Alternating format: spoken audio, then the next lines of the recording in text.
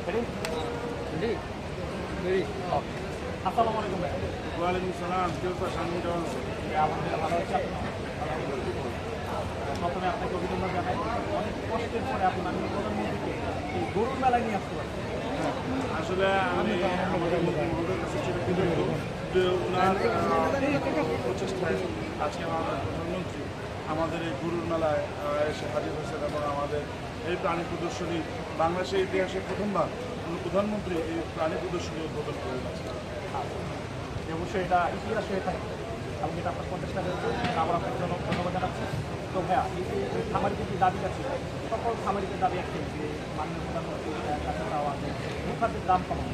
এই বিষয়ে আপনারা কি দাবি আপনাদের দৃষ্টি আনবেন? আমরা মাননীয় প্রধানমন্ত্রীর কাছে আপনারা বিভিন্ন টিভি চ্যানেলে দেখে বুঝবেন আমরা মাননীয় প্রধানমন্ত্রীর কাছে সরাসরি দাবি করছি গো খাদ্যের দাম কমাইতেই হবে, কারণ গো খাদ্যের দামের উপর নির্ভর করতেছে আমাদের প্রোডাকশন কস্ট। আমাদের প্রোডাকশন কস্টের 80% হচ্ছে গিয়ে গো খাদ্যের খরচ। তো গো খাদ্যের দাম কমাতে পারলে, নিয়ন্ত্রণ করতে পারলে এই গো খাদ্যের যে সিন্ডিকেট, সেই সিন্ডিকেটটা যদি ভাঙা যায়, ধ্বংস করা যায়, তাহলে হচ্ছে গিয়ে আমাদের দুধের এবং মাংসের প্রোডাকশন কস্ট কিন্তু অনেক কমে আসবে। এটা আসলে অত্যন্ত জরুরিভাবেই করা উচিত। আর আমরা মাননীয় প্রধানমন্ত্রীর কাছে আরেকটা জিনিস ডিমান্ড করছি, যেমন টিসিবির মাধ্যমে চাল, ডাল, তেল যেভাবে সুলভ মূল্যে বিক্রি করা হচ্ছে, এরকম যদি গোখাদ্য যদি এই সুলভ মূল্যে টিসিবির মাধ্যমে দেওয়া যেত, তাহলে কিন্তু আমাদের প্রান্তিক ছোটো ছোটো কৃষক তারা কিন্তু অনেক বেশি উপকৃত হতো। আমরা আমাদের দাবি জানাইছি মাননীয় প্রধানমন্ত্রীর কাছে, সরাসরি প্রধানমন্ত্রীর কাছে কারো ভায়া মাধ্যমে হয়, সরাসরি মাননীয় প্রধানমন্ত্রীর কাছে বলছি, আকুল আবেদন জানাইছি। আমরা আমাদের অনেক কিছু ট্রেনিং দরকার, আমাদের এই দানাদার থেকে বের হয়ে এসে আমাদের আসলে ফডার বেস ফিডিংয়ের চিন্তা করতে হবে। তো আমি এগুলো সরাসরি মাননীয় প্রধানমন্ত্রীর কাছে উপস্থাপন করছি। ইনশাআল্লাহ অবশ্যই মাননীয় প্রধানমন্ত্রী সুবিবেচনা করবে। আরেকটি বিষয় সেটা হচ্ছে মাননীয় প্রধানমন্ত্রী স্টলগুলো ঘুরে দেখেছেন। মাননীয় প্রধানমন্ত্রী আজকে যখন মাননীয় প্রধানমন্ত্রী মাঠ প্রযুক্তি বেরিয়েছেন তখন কিন্তু 43 ডিগ্রি টেম্পারেচার ছিল। তো মাননীয় প্রধানমন্ত্রী প্রথমে স্পন্সরদের স্টল, পরবর্তীতে বিপিআইসিসি স্টল, পরবর্তীতে ছাগল ভুট্টির স্টল, পরবর্তীতে বাছুর গায়ের স্টল পর্যন্ত এসে উনি আসলে খুব ক্লান্ত হয়ে গেছে। উনি আমাদের মন্ত্রী মহোদয় রিকোয়েস্ট করছেন যে একটু আসার না, উনি আসলে খুব ক্লান্ত হয়ে গেছে এবং আমরা বুঝি উনি যতটুকু আজকে এফোর্ট দিচ্ছেন এবং এই রোডের মধ্যে যে এতটুকু হেঁটে আসছেন, এটার জন্য আমরা আসলে ওনার কাছে চিরকৃতজ্ঞ। তো ইনশাল্লাহ এইবার তো প্রধানমন্ত্রী আসলে আগামীতে যখন আমাদের অনুষ্ঠান একটু ঠান্ডার মধ্যে হবে, জানুয়ারিতে হবে, তখন ইনশাআল্লাহ মাননীয় প্রধানমন্ত্রী আমাদেরকে আরও বেশি সময় দেবেন এবং ইনশাআল্লাহ এবার ছাগলের ঘরে যে ছাগল শুধু কাছাকাছি দেখেন না, ধরেও দেখছেন, মুরগির ঘরে যে মুরগির বাচ্চা হাতে নিয়ে দেখছেন, তারপরে চলে গেলে গরুর বাছুরের ঘরে যে আদর করে দেখছেন। বা ইনশাআল্লাহ আগামীতে আরও বেশি সময় নিয়ে উনি আসবেন। উনি বলে গেছেন যাওয়ার সময় যে ওনার খুব ভালো লাগছে এবং আগামীতে যখন উনি আসবেন আমার কাছে মনে হয় আরও বেশি সময় নিয়ে আসবেন এবং আমাদেরকে আরও বেশি সময় দেবেন ইনশাআল্লাহ। মেলায় কতগুলো স্টল, কতগুলো খামারের অংশ? এই জায়গায় আমার মনে হয় প্রায় 250 রকম খামারি এই জায়গায় স্বতঃস্ফূর্ত অংশগ্রহণে আমাদের আজকে মেলাটা একদম দেখেন টুলটুম্বুর ভরা। এবং আমি একেবারে আঙ্গুল দিয়ে বলতে চাই, বাংলাদেশের ইতিহাসে কখনো একটা শেডের নিচে এত বড় গরু একসাথে কেউ দেখে নাই জীবনে। এতগুলো বড় গরু একটা শেডের নিচে বাংলাদেশে কখনো আগে আসে না। আজকে এইটা হয়েছে। আমরা এখন আমরা এই সভাপতি সব বড় বড় গরু বাংলাদেশের সব আইকনিক কিন্তু এই জায়গায় হাজির।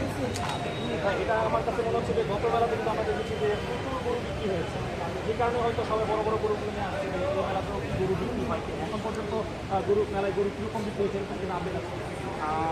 আসলে আজকে প্রচণ্ড গরম ছিল, এর জন্য আমাদের কাস্টমাররা যারা আমরা ইনভাইট করছি, যারা শপিং কোরবানি দাতা, তারা সবাই আসবেন, আসছে তারা সন্ধ্যার দিকে একটু পরিবেশটা ঠান্ডা হলে ওনারা আসবে, তো তখন বোঝা যাবে। তবে আমরা আশাবাদী ইনশাআল্লাহ আমাদের 75 to 90% এই বছরও বিক্রি হয়ে যাবে। গত বছর আমাদের 90% বিক্রি হয়ে গেছে, এই বছরও আমরা আশাবাদী ইনশাআল্লাহ আমাদের 90% বিক্রি হয়ে যাবে।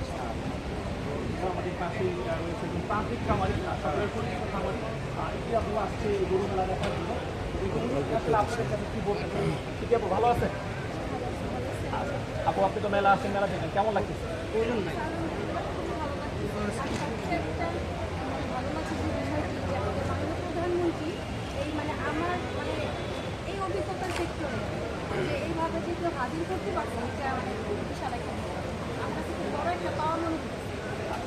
একজন খামারি হিসাবে যেহেতু ইমরান ভাই আমাদের ডেইরি ফার্মের সমিতির সভাপতি রয়েছে, হ্যাঁ, ওনার কাছে আপনার কী দাবি রয়েছে?